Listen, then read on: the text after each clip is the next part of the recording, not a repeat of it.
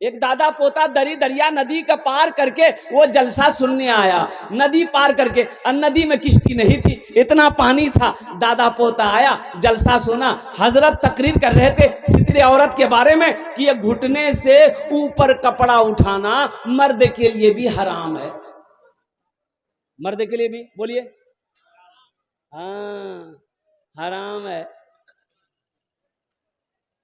جلسہ ختم ہو گیا، دادا پوتا دعا کیا اور پھر ندی پار کرنا ہے، تو ندی پار کر لیا، دادا کی نظر پڑ گئی پوتے کی لنگی پر، بولا لنگی کہنا بھیگے دے رے، بولا مولوی صاحب تقریر نہیں سن لا کہ گھٹنے سے کپڑا اٹھانا حرام ہے، بولو تم مولوی کے چکر میں پڑ گیا، تم کو ہم 20 سال سے ندی اس پار جلسہ سننے جاتے ہیں، آج تک جو بھی وہاں سنے وہیں چھوڑ دیتے، ہم یہاں نہیں لے کے آتے، تم ہم کو دیکھا نہیں، لنگی کھولے ماتھا میں بہانے دریا پار کر گئے، بھائی فائدہ ملا؟ ارے بولو فائدہ ہوا؟ ارے جلسہ سن کے فائدہ ہوا؟ تو میرے نوجوانوں جو بھی دین کی باتیں سننا اس پر عمل کی نیت جب انشاءاللہ آپ کر لیں گے نا کہ انشاءاللہ ہم عمل کریں گے تو انشاءاللہ وہ بات اثر کرے گی، وہ بات دلوں پہ لگے گی، تو انشاءاللہ ہاتھ اٹھا کے وعدہ کرو کہ انشاءاللہ ہم لوگ عمل کی نیت سے سنیں گے انشاءاللہ۔ اللہ ہمارے نوجوانوں کے، ہمارے بزرگوں کے، ہمارے بچوں کے ہاتھوں کو اٹھانے کو قبول عطا فرما لے۔ اچھا مرغا کی انڈا نہیں دیجیے گی؟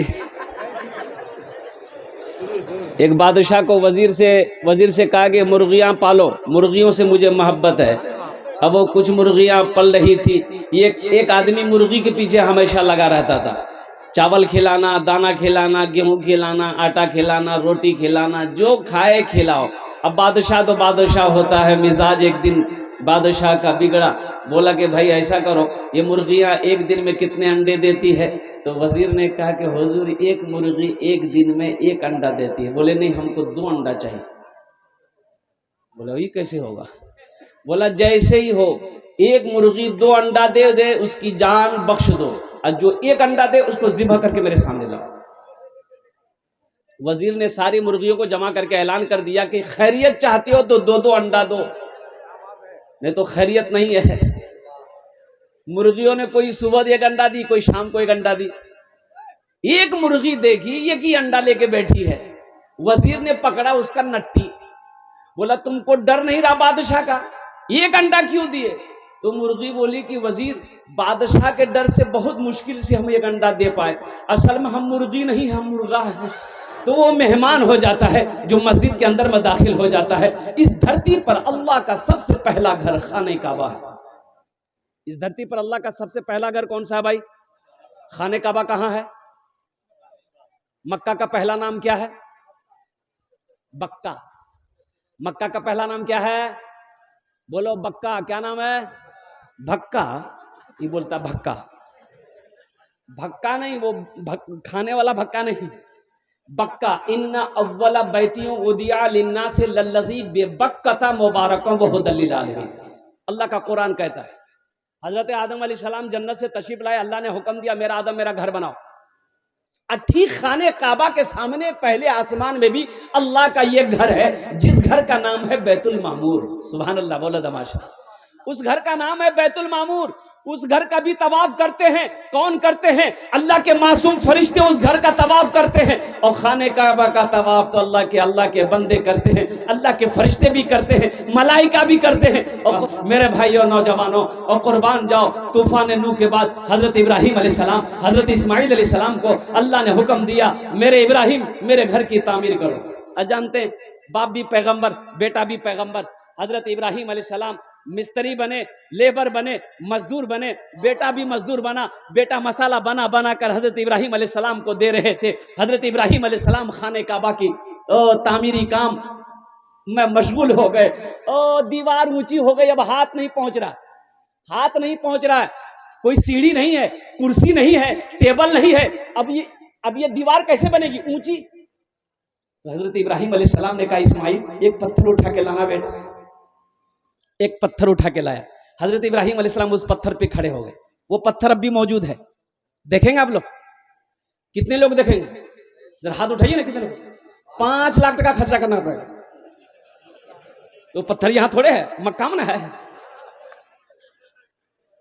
وہ پتھر بھائی، وہ پتھر اب بھی موجود ہے، وہ مکہ میں ہے۔ اس پتھر کو کہتے ہیں مقام ابراہیم۔ وہ پتھر اب بھی موجود ہے، وہاں کی گورنمنٹ نے اس کو گھیراؤ کر دیا۔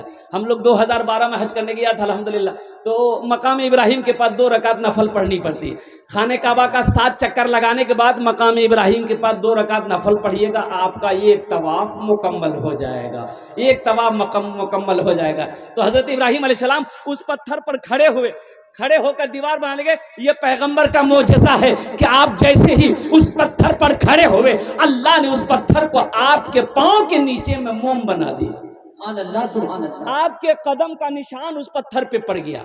اللہ کو یہ ادا بڑی پسند آئی، صبح قیامت تک کے لیے لوگوں کے لیے یہ نشانی بنا دیا کہ جو بھی یہاں سے جائے گا، حج کرنے جو لوگ جائیں گے، اس پتھر الحمدللہ اس مقام ابراہیم کے پاس 2 رکعت نماز پڑھیں گے۔ تو معزز شامل کرام، حضرت ہجرت کا حکم ہو گیا اللہ کے رسول کو کہ میرے محبوب اب مکہ سے مدینہ چلے جائیں۔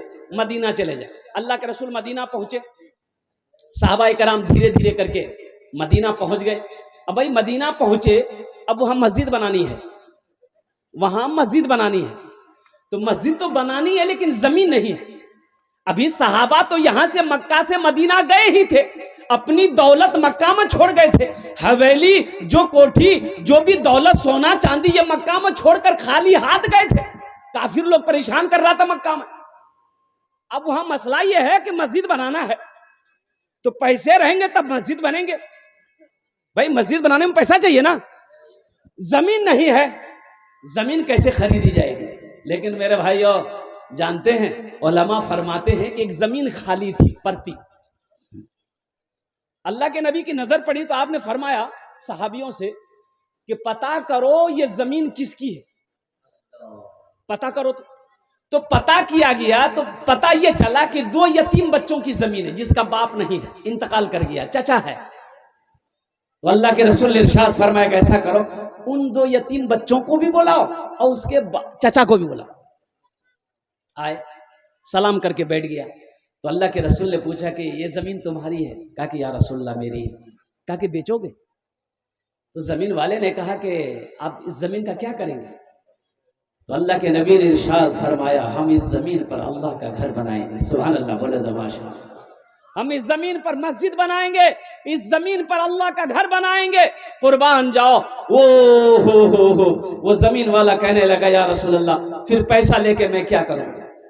جب اس زمین پر آپ مسجد بنائیں گے تو پھر پیسہ لے کے میں کیا کروں گا؟ پیسہ خرچ ہو جائیں گے، دینار لے کے میں کیا کروں گا؟ سونے چاندی لے کے میں کیا کروں گا؟ اللہ کے رسول نے ارشاد فرمایا نہیں، فری کے زمین میں ہم مسجد نہیں بنائیں گے، کچھ قیمت لینی ہوگی۔ یہ قیمت طے ہوئی۔ مجمع میں سے ایک صحابی کھڑے ہوئے کہ یا رسول اللہ مسجد نبوی کی زمین کی جو قیمت طے ہوئی ہے میں اس زمین کی قیمت اکیلے ادا کروں گا۔ سبحان اللہ، بولا تماشا۔ سبحان اللہ سبحان اللہ۔ وہ کون خوش نصیب صحابی رسول تھے جنہوں نے مسجد نبوی کی زمین کی قیمت ادا کی تھی؟ میں انشاءاللہ نام اس کا لاسٹ میں بتانے کی کوشش کروں گا۔ میرے بھائیوں یہ اتنا ہزاروں کئی ہزار لوگ یہاں پر بیٹھے ہوئے ہیں، جنت میں محل کون کون بناؤ گے؟ ہاتھ اٹھاؤ، میں دعا کر دوں گا انشاءاللہ۔ پورا مجمع تیار۔